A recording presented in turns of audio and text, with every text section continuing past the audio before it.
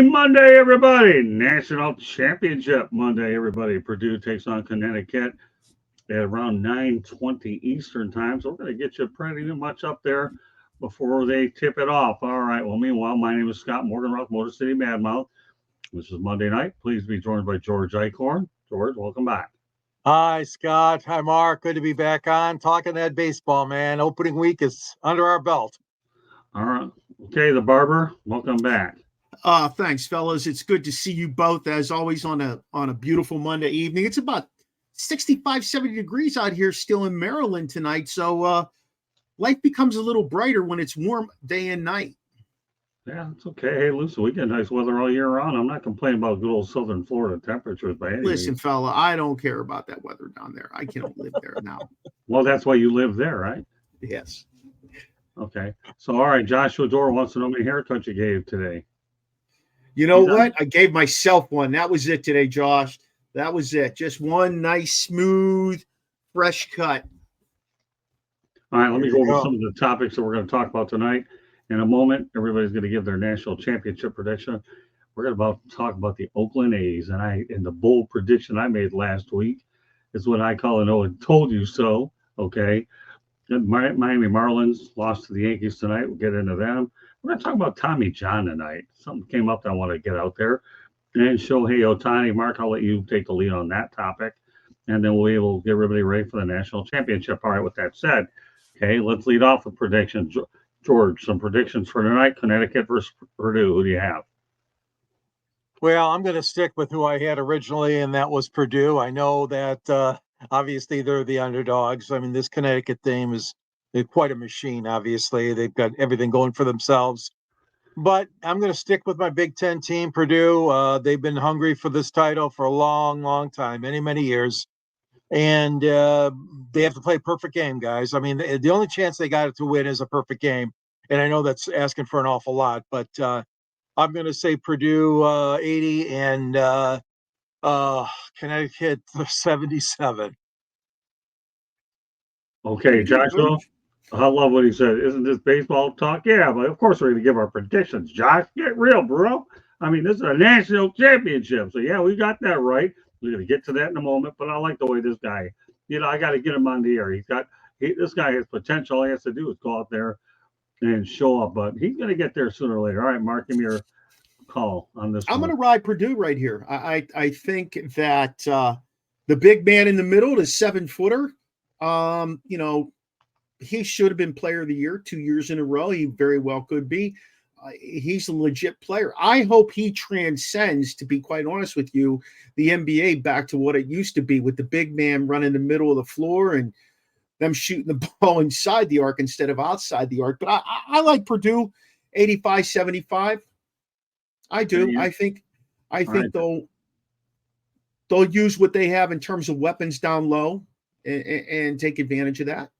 All right, Joshua's got Purdue as well. And you know what? I'm going to do it. But, my reason for going with them, though, is when Virginia lost to the number 1 seed or the number 16 seed being a 116, they came back to win it the following year.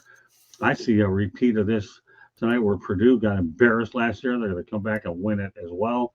So all 4 of us are on the Boilermakers train there. And I'm going to go 83-77 in favor of the Boilers. So.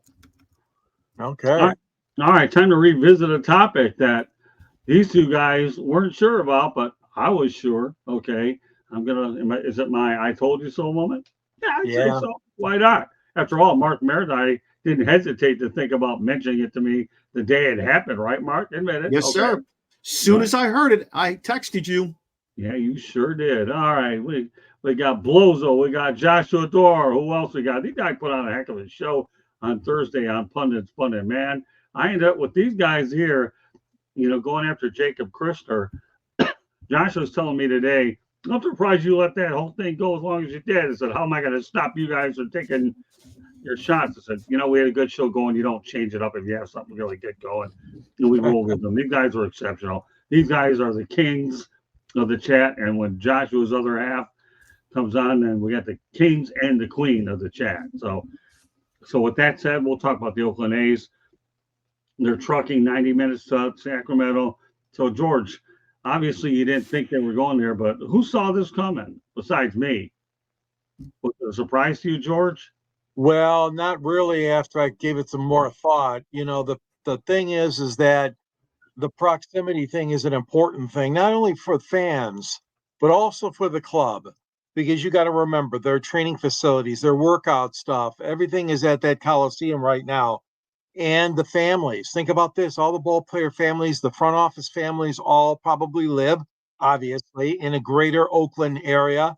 Some of them in Frisco, obviously, and other suburbs. But so when you look at the big picture, which you obviously did better than me, Scott, here I went out and said, Portland, Oregon. Well, I was trying to think of West, but I wasn't in the right state. I was a little bit too far away in Portland. So I got to hand it to you, Scott. Sacramento, good sports town. Sacramento Kings. I mean, San Jose Sharks. They're not that far away, but I mean that's a good area for pro sports in that general vicinity. So no, I think it's a win-win. I really do. The minor league team is going to obviously share the facilities. That'll be interesting to see how that's worked out because I don't know what they're going to do about, like I just mentioned, workout equipment. I'm sure they'll try to share all that stuff, but they may have to build a temporary workout facility for the athletics. I'm not sure about that. We'll worry about that at another time. But congrats, you called it right, Scott.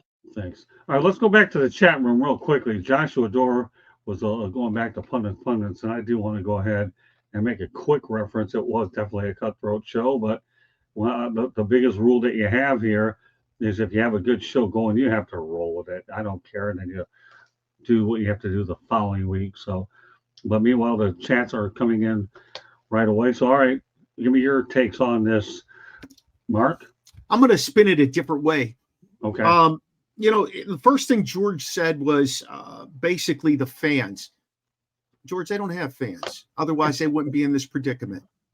I think they needed to find a location that offered them just about what they needed in terms of all that workout equipment and everything, and get into a new place that would appreciate some Major League Baseball. I mean, like, from my perspective, why you would stick in that area, I understand. Okay, your guys live there, your administration lives there, all that stuff. But at the end of the day, it's a business, and if my business isn't thriving in a particular area, I'm going to pick my business up and I'm going to move it someplace that I think it will thrive at. And it's not going to be in Sacramento. They're not going to fill a stadium in Sacramento. I know they probably don't care at this point, but it's going to be a few years that they spend time there. How are they going to get people back in the stands to put a penny in someone's pocket? Honestly, like it blows me away to think about that. Okay, Blozo, do I eat Chick-fil-A? Yeah, I do like it. They have pretty good food over there. So, okay, now let me put it to you this way. Number one, they're playing at Sutterhealthpark, which will hold 14,000 people with the lawn seating. Sacramento River Cats are currently there. John Fisher is the owner of the A's, and one of his best friends is Vivekranadive, the Kings owner.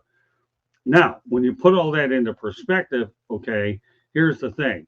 Okay, you know that Ranadive feels that if you can do what happened in Oklahoma City, when obviously the New Orleans Pelicans had to go there temporarily, you audition for an opportunity to get a team in case the Vegas thing falls through.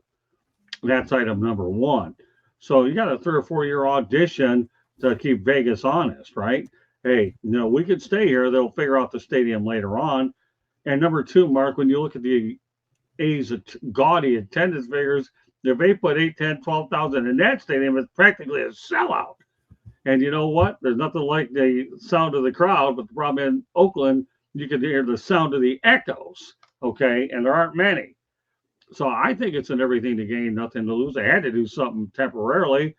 And what I believed in Sacramento when I made the call to begin with is the proximity that it's only 90 minutes away from Oakland. And Oakland had numerous chances to keep this team. And I think in the end, when you can't agree on a stadium for the better part of 10 to 20 years, you're right, Mark. I'll take it. I'm with you. You got to move your business elsewhere.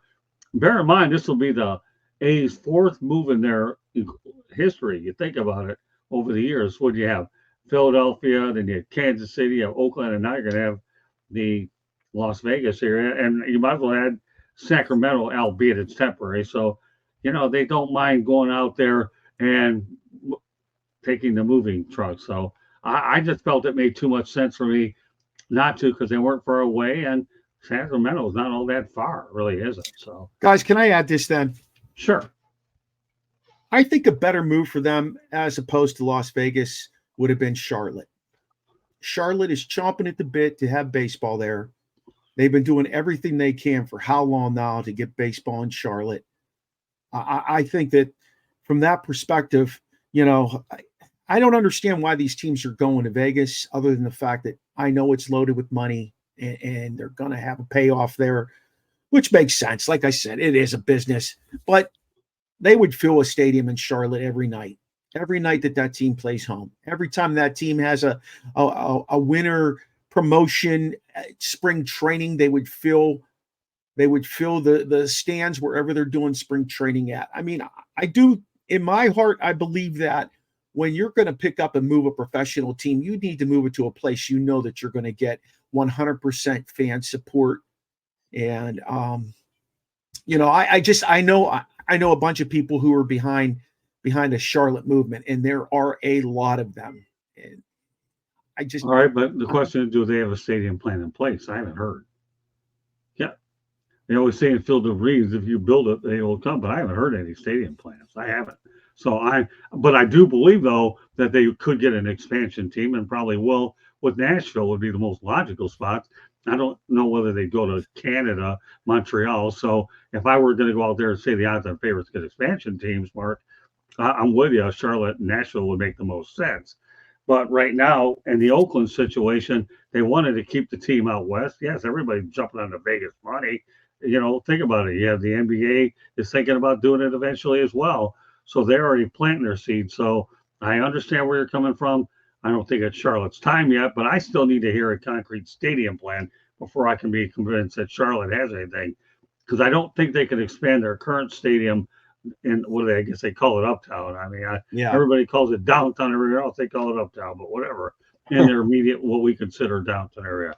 We'll see. And I'm sure we'll go ahead and explore that topic down the road. But meanwhile, again, the signs I saw with Sacramento wasn't far from where they're at, and it's on the west coast, so you don't have to change anything, time zones, and it's a good interim spot. And I couldn't think of anything that made more sense than this, because we were floating out places in Texas that made no sense because you have the monopoly between the Astros and the Rangers. So none of those made sense. Portland, smaller market, right? Sacramento, the capital city. Salt Lake, maybe, but we're at where we're at, and to make things even more interesting, they've already trademarked the Sacramento, or they're filing for trademarks of the Sacramento Athletics and the Sacramento A's. So I'm sure there'll be some sort of things. That'll be interesting. I wonder if they'll change up the colors a little bit. I don't hold your breath. All right, but you know what? We can take a breath while Candy Ebling comes on and takes care of business for us, right, Candy? Go ahead.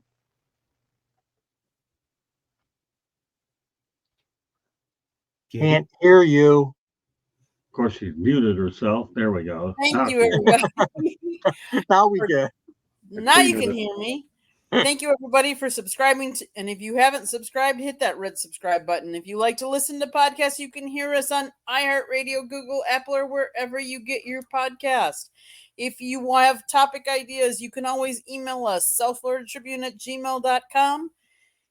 If you would like to check out our website, it's www.southfloridatribune.com, where you will see the writings of the famous George Eichhorn, the famous Motor City Madmouth, and others, including Marlins, updates from FAU, USF, the Miami Hurricanes, the Dolphins, the Jaguars, the Detroit Lions, you name it, it's up there.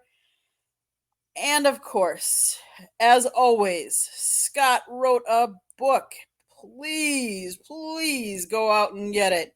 Lessons from the Microphone, tuning into the enduring wisdom of visionary leaders. It's available on Amazon, Barnes & Noble, and on Kindle. Google, and it's available actually on Apple and soon to be on Google as well. If you haven't gotten your copy, go get it today. Back to you, Scott. Well, you're not going too fast, Candy, because Josh has a question for you. Do you do this off the top of your head, or do you have a script? Josh, I actually do this off the top of my head. That's why it doesn't sound scripted, because it changes all the time. I feel if I read it off a script, it would be too monotone and I like to just throw it off the hip and put voice inflections in here. Well, thank you, Joshua. I appreciate that. And question from Blazo22. We are working on that as we speak to get hats and shirts and sweatshirts all available with South Florida Tribune on them. So watch for details. Thank you for asking. Back Great to the question. show. Great questions. There's your update. Sorry, we'll talk about the Miami Marlins. Max Hey, Meyer Scott. won the. Yeah. Real quick, I'm sorry for cutting you off, but Blozo asked me this question. What's my favorite piece of memorabilia behind me? Blozo22, let me tell you a little story. Back in my younger days, I was a autograph guy, and the Los Angeles Kings were in town. So I went to the Pittsburgh Civic Arena at the time, the Igloo, and I kind of knew where the players would get off the bus at or walk up from, the visiting players, and waited for Gretzky. He didn't sign going in, so we knew what hotel he stayed at. So went to the hotel with my buddy, and he got off the bus, and it was just my buddy and I, and he signed an 8x10 for me. Him and Lemieux have both signed this 8x10 of them facing off in an All-Star game, 1990 All-Star game in Pittsburgh. It was really cool. So the next year I go back, same thing, except I had that Gretzky shirt with me. So we go to the hotel, wait for him to get off. It's just my buddy and I, and Gretzky gets off the bus, and he goes, "Oh my God, I remember you guys from last year," which was really, really neat. Like, he remembered our faces. And that Gretzky shirt back there is signed by Wayne Gretzky, right out of my hands. And that's probably one of my favorite things I've ever gotten. I know there's a Lemieux back there, Rocky Blyer, stuff like that. But man, meeting Gretzky was really cool. And having him remember my face, that was an honor to me. That's really good stuff. You're definitely getting some applauses out here with Josh and Blozo, that's for sure. Yeah, these guys are big hockey guys, and they enjoy hearing your story. Good. Interrupt me all day long when you come up with stories like that. I have no problem. Yeah. All right, now let's take care of the Marlins, okay? Yesterday, they won their first game of the year thanks to a great pitching performance by Max Meyer. They were 1-9 after yesterday, avoiding an 0-10 start, but unfortunately tonight, the Fish lost 7-0, and now they are 1-10. What can I tell you? You know, here's a team that's lost Sandy Alcantara. They've lost some pitchers for an extended period of time. I think Yuri Perez is done for the year. And I believe, I'm not sure who the other one is, but they're having starting pitching injury issues. And the Kimng is gone too. And I think she did an incredible job building that team. And I know they brought in peterbendit. So, and now Skip Schumacher, I hear the Marlins have voided the option for 2025. So it almost sounds like to me, Skip's in a lame duck situation. We'll get more information on those things as they go out there and develop. But from an outsider's standpoint, George, what do you think about Miami Marlins? I'm planning to get up there in May, obviously, when they take on the Tigers. But currently, this team, which was just a playoff team a year ago, looks like a mess. Yeah, it's really sad so far. I know teams can get off the bad starts and still recover, because we all know baseball's a long, long season, 162 games. But you take a look at some of these batting averages, and this is kind of the problem that the Detroit Tigers are having right now too. Guys that they counted on to hit really well are not coming through. Erez, as you mentioned, you know, he's 250, okay, but he can do better than that. Now, De La Cruz is doing fine. He's 292. You look at Bell. They used Bell today as the DH, 214 only. You got Garcia in right field, 154, batting 154. Right. Rivera at third, 200. The catcher today was Fortis. He's hitting 059. Come on. And Brujan is looking for his first hit of the year. I mean, there's too many guys that you wanted to depend on for hitting, that are not performing. And again, this is a trend that I see early in many teams, but Miami.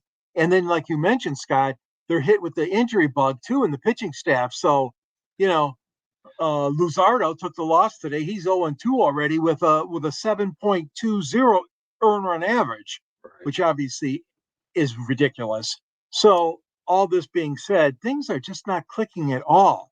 And they really, really got to get off the schneid and start winning. 1-10 right now. I am surprised. I thought they'd be better than this, at least a 500 team going in. But they just have to step up their game. They got to hit better, run better, field better, all those things, and pitch better too.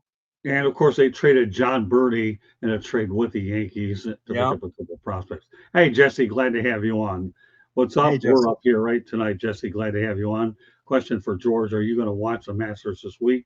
And I will give everybody a little bit of a preview that we will be talking a little bit about the Masters on Wednesday night, Sports Exchange. Yeah, I'll be watching it. Tiger Woods is coming in, and what is it, 7 or 8 guys from that Live Tour, or maybe more than that? From what I heard, the last count I heard was, I think, 13. Oh, okay. Wow. Yeah, that is a lot. I'm sorry I didn't know that many, but yeah, it'll be a fun time. It's a great tournament. I love it. The scenery, unbelievable. But that will be a topic on Wednesday night Sports Exchange. Sure. All right.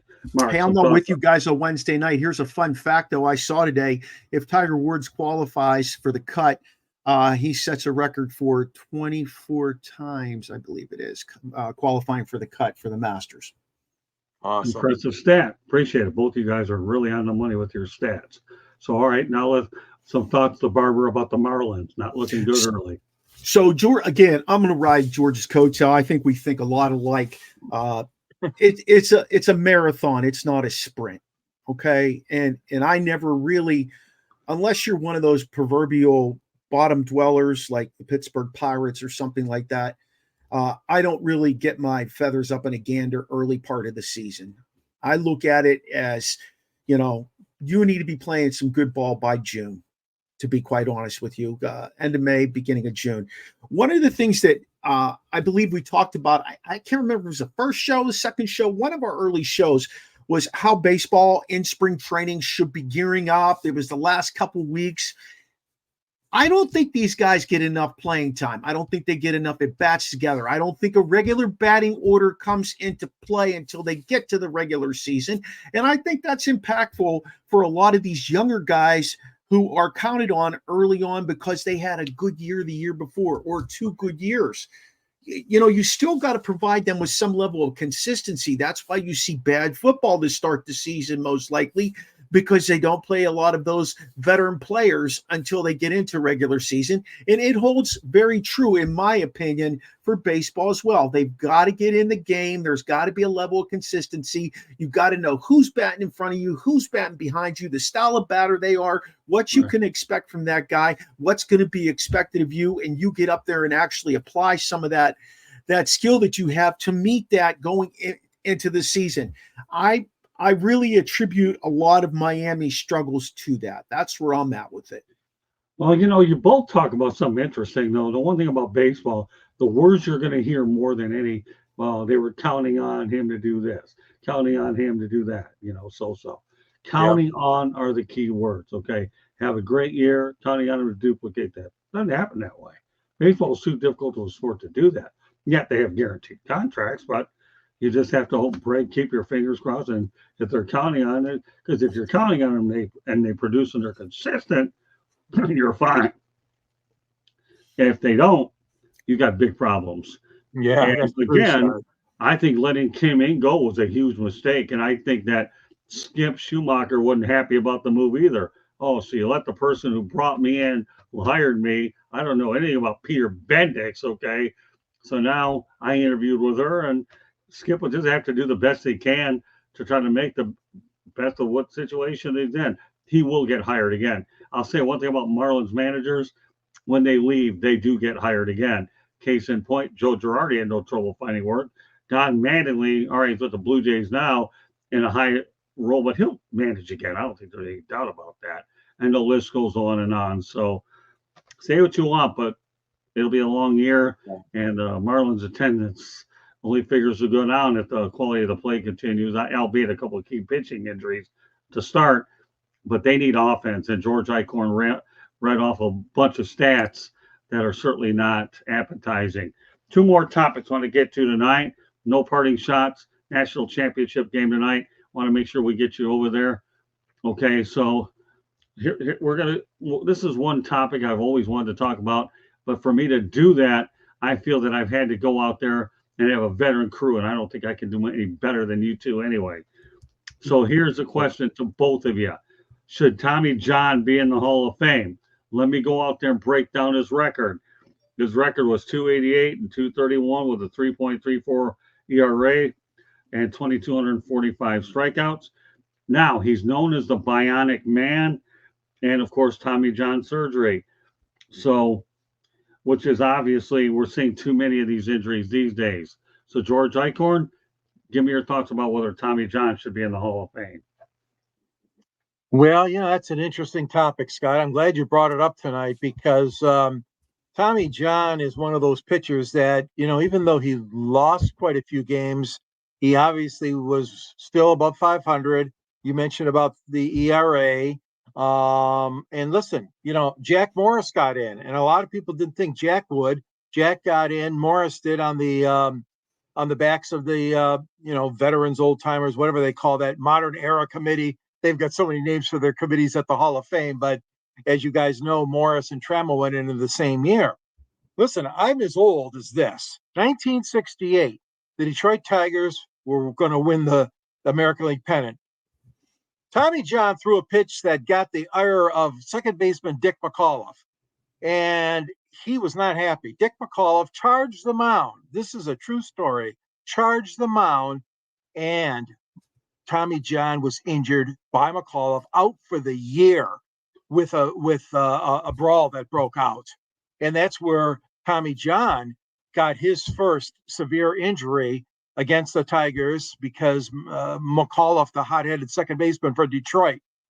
That being said, when you put the whole thing in perspective, and like you said, Scott, I mean, by God, they named a surgery after him, which again is, not a happy thing. But it's improved so many players, and it's really helped save the careers of so many ball players. But when you look at the total picture, he had a lot of losing seasons with the White Sox. I mean, losing teams.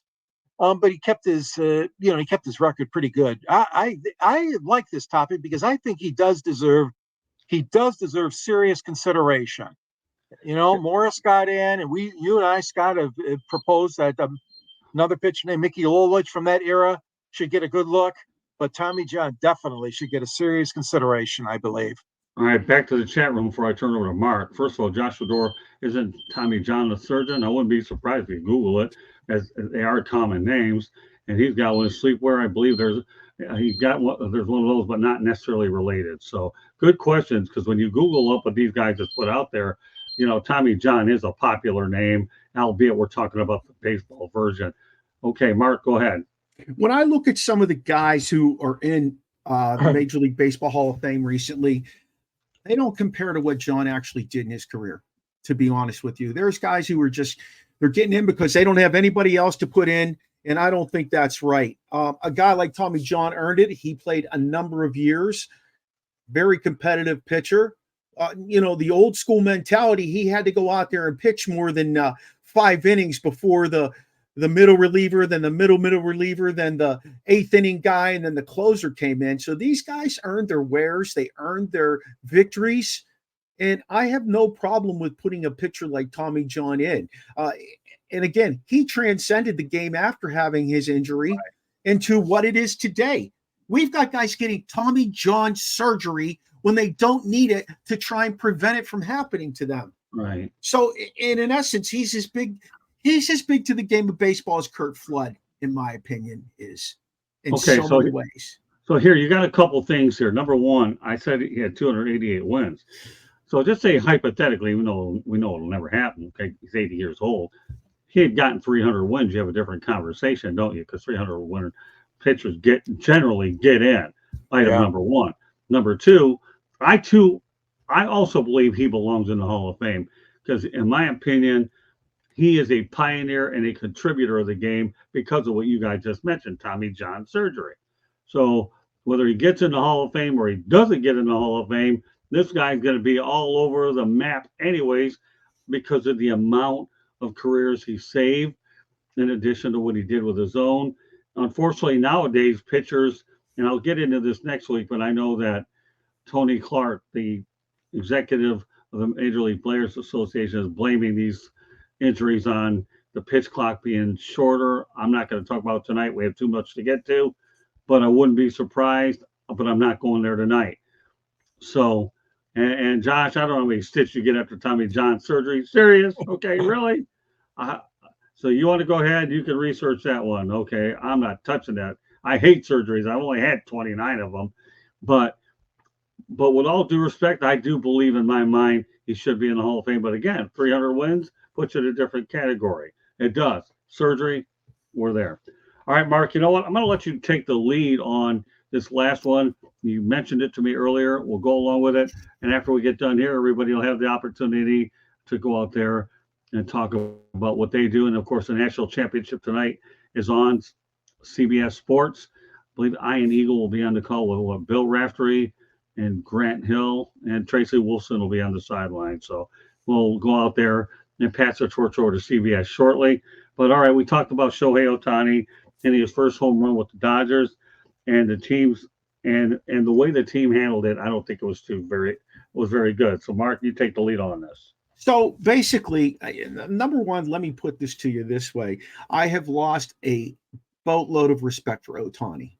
Like this is turning into a nightmare scenario with this guy because it seems like every time we turn around, there's something else that is underlying in what he does.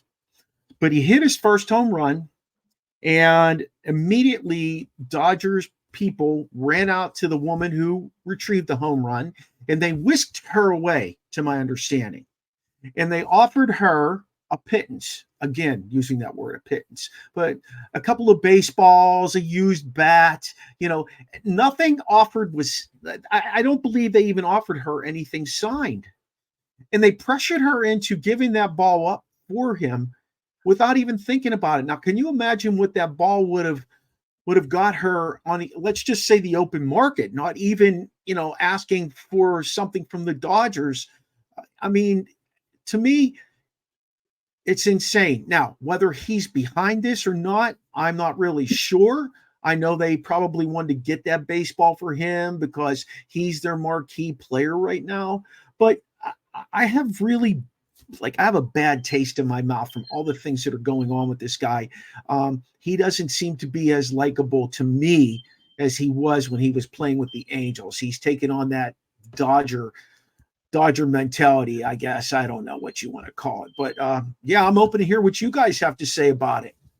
Well, you know what? I'm going to say a couple of things. I'll turn over to you, George. Number one, part of the Dodgers' issues were they were not going to it wasn't going to be authentic is what they were doing. That's how that they were going to go out there and threaten her to do it. So no, I feel the Dodgers could have done much more for this fan instead of pressuring her to give it up the way they did. It could have.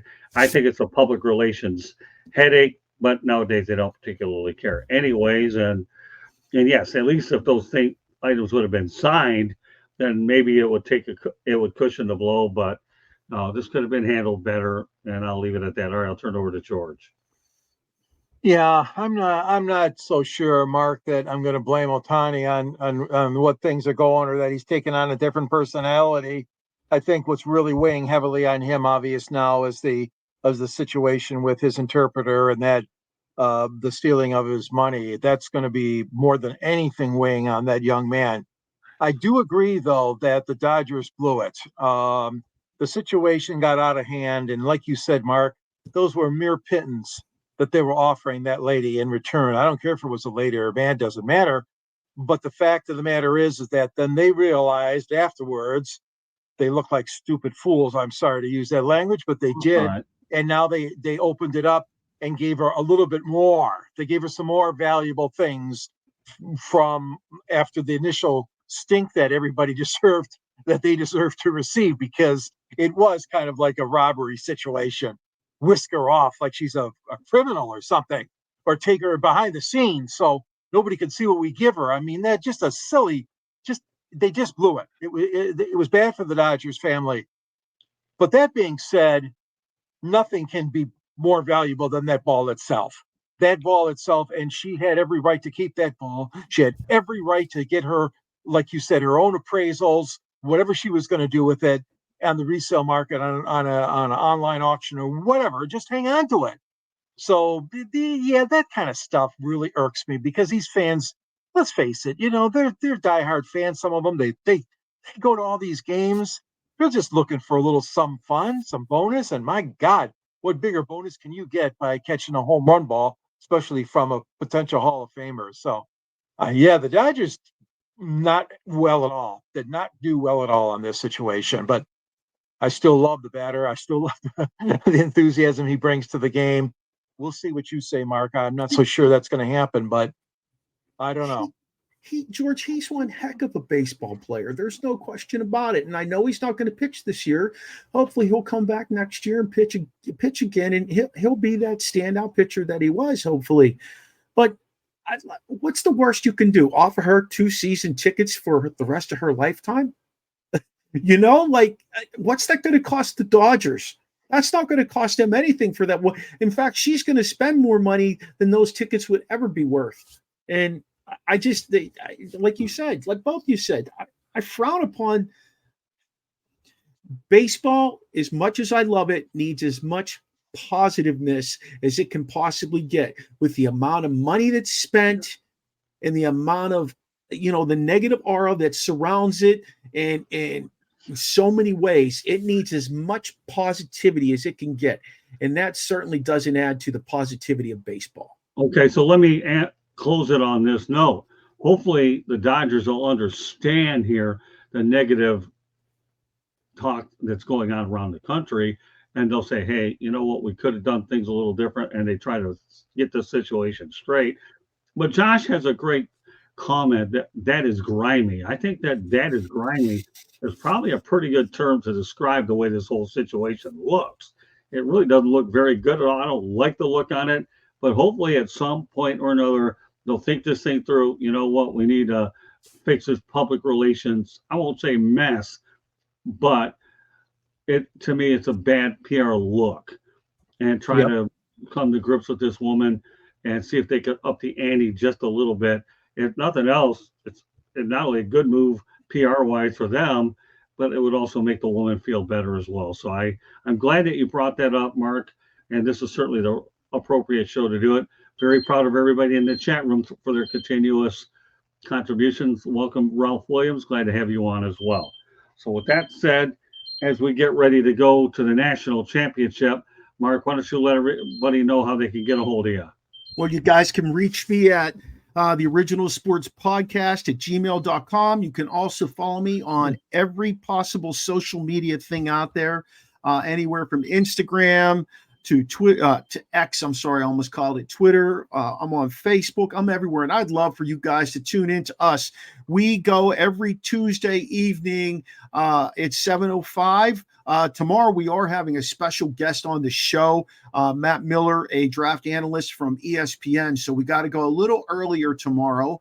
If you don't catch us tomorrow there, you can watch us on Roku Tuesday nights from 9 to 10. We're under Elite Sports Entertainment Network. Okay, now Joshua Dorr has an off-topic question. We have a few minutes for you to address it. So that question is, who do you have for the Stanley Cup? Who do I have for the Stanley Cup? Yeah. It's hard to say Colorado's not going to make a run at it again. I think the Rangers have put themselves in a really good position right now. I do like what Florida's doing too. Florida's tough. I'm going to go Rangers and Colorado in the finals, and okay. I think it's going to be Colorado repeating. Okay. All right, George, why don't you let everybody know how they get a hold of you? Yeah. You can find me on the South Florida Tribune website. I write under the Motor City Tribune, and at the end of the columns, there's a little link here to my book called Detroit Sports Broadcasters on the Air. Scott and I are both in this book, and along with a lot of great celebrities and outstanding sportscasters in Michigan. And also, I'm pleased to be honored to write the foreword for Scott's book as well. So make sure you get both books. You'll be really happy out there. Really, they're great opportunities for you to learn about the industry. You can reach me at gicorn@yahoo.com. You can reach me on LinkedIn as well under my name, and then also on Twitter, SandGSports99. Find me on one of these great programs, 108 Stitches, Pundits, the Sports Exchange, and Fire Up. I'm very honored and proud to be a part of the family, and you guys here on this show. Outstanding work. Thank you. All right, let's go back to Blozo22. He says he's a Rangers guy. You know what? If I had to make a prediction on this, I would go with the Rangers. They look awfully good. They really do. So if for whatever my prediction's worth, I'm going to go with the New York Rangers to win it all. I really am. I don't doubt you, Scott, but I also say that, like Mark, you were talking about Colorado. They seem to be on a mission too. There's a lot of great teams out there, but I'm telling you that Colorado team is awesome. I'm going to go with Colorado over the Rangers. From top to bottom, they're fantastic. I think both of those teams are playing superior hockey right now. And somebody put up there, don't sleep on the Panthers. I'm not. I think the Panthers have a pretty well-oiled machine right now. This is the time of the year, these last 5 or 6 games in hockey. And I'm sorry, Scott, for taking us down the hockey path here, but I'll finish with this. This last 5 or 6 games are really going to tell you who's going to be grinding it out in the playoffs, in my opinion. The teams that go 5-1, 6-1, 5-2, whatever. Those are the teams that get into the playoffs and know how to win with a low score, tight checking game. Yeah, the Florida Panthers will go as far as their goaltending takes them. That's all I'll say about them. The Bob. If they have great goaltending, I could see where they could be considered a serious threat. But right now, my gut feeling is leaning on the Rangers. But it definitely, without a doubt, and every team, Josh, has rough stretches. I don't care. During the course of an 82-game season, you're going to have those 3 to 5, 6, 7-game skids. So that happens. But as far as I'm concerned, the Panthers will go as far as their goaltending will take them. You saw what happened when Bobrovsky was in the pipes last year at crunch time. Didn't hurt the Red Wings at all. They brought in Alex Lyon. He's the reason they're even being considered for the playoffs. Yep. So with that said, Candy, why don't you go ahead and take us home with all our information, and then we'll get ready for the national championship tonight as Purdue takes on Connecticut. Go ahead, Candy, take us home. In the lower right-hand corner is a red subscribe button. If you see it, hit it, like us, share us with all your friends. Go to Mark's podcast and YouTube channel and like him, share his stuff too, because he's got some great content out there. If you listen to podcasts, go to iHeartRadio, Apple, Google, or wherever you get your podcasts. It could be Castbox, it could be Spotify, it could be Deezer. We're on all of them, or Geo7, any of those. Go ahead. Joshua, none of this would be happening if it wasn't for Candy. Oh, thank you, Josh. I enjoy that. Scott wrote a book. It is called Lessons from the Microphone, tuning into the enduring wisdom of visionary leaders. That wasn't easy for me to say the second time around, but hey, I got it out. It's available on Amazon, Barnes & Noble, and Kindle, and Apple Books as well. Go out and get your copy today. You'll be able to see a picture of the young Scott with a young Muhammad Ali. And I'm going to leave it at that. That's my teaser to go buy that book. You can go to our website, www.southfloridatribune.com. You can see the writings of Scott and George. You can see my photography. We're going to have up there. We went and saw Inter Miami this past weekend, so I did take a picture of Lionel Messi did play, so there will be a picture of him up there. You'll have to go check that out. You can also, let's see, what else did I want to add into this mix? I think I hit it all, Scott. If you want to sponsor or advertise on any of our shows, call Scott, 954-304-4941. And if I missed anything, you can just replay the show, and all the information is on the bottom scrolling through. I think that's all it. Right. Back to you, Scott. All right. You know what? That's pretty interesting. Okay. I want to bring this up here before we go off the air. Josh says he'd like to see a hockey show with Mark, George, and myself on it. we might be able to work that out at some point. Not on Monday night. We'll have to see if the schedules permit. Most likely not Wednesday, but we could tinker around with a Thursday possibility if Mark's available on that night. So we'll keep it in mind. Everything's all subject for discussion as well. So, you know what? We have enough topics, and you guys want to bring on more people to make that show happen. We'll do it maybe once in a blue moon. I believe we can go out there and make that happen. So, Josh, you got the wheels turning. So, Blozo, I'm on board with that one too. We'll see what happens. So, with that said, this does conclude this edition of 108 Stitches Baseball Talk. On behalf of George Eichhorn, Candy Ebling, Mark the Barber, Merritt I, my name is Scott Morgan, Roth the Motor City Madball. Thank you for joining us in this edition of 108 Stitches Baseball Talk. Guess what? We'll see you next Monday. Have a good night, everybody. Go enjoy Go the national Boilermakers. championship. Yeah, national championship is coming up.